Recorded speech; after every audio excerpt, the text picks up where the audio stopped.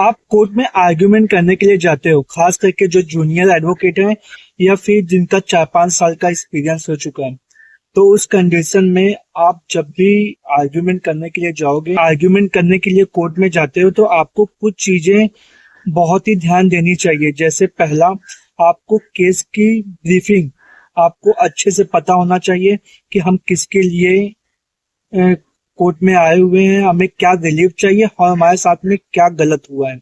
साथ ही साथ उसमें जो भी सेक्शंस लगे हुए हैं, उस सेक्शन का क्या प्रोविजन है, उसमें कितनी सजा है, क्या फाइन है, ये आपको पता होने चाहिए बहुत अच्छी तरीके से आपके केस के रिगार्डिंग। और साथ ही साथ उस केस में आपको लेटेस्ट जजमेंट कम से कम 2-4 आपको पता ही होने चाहिए। और साथ ही साथ अगर जज साहब आपसे कुछ सवाल करते हैं, तो आप उनके पहले सवाल सुनिए और उनके जवाब देने के बाद आप अपना आर्ग्यूमेंट कंटिन्यू कीजिए।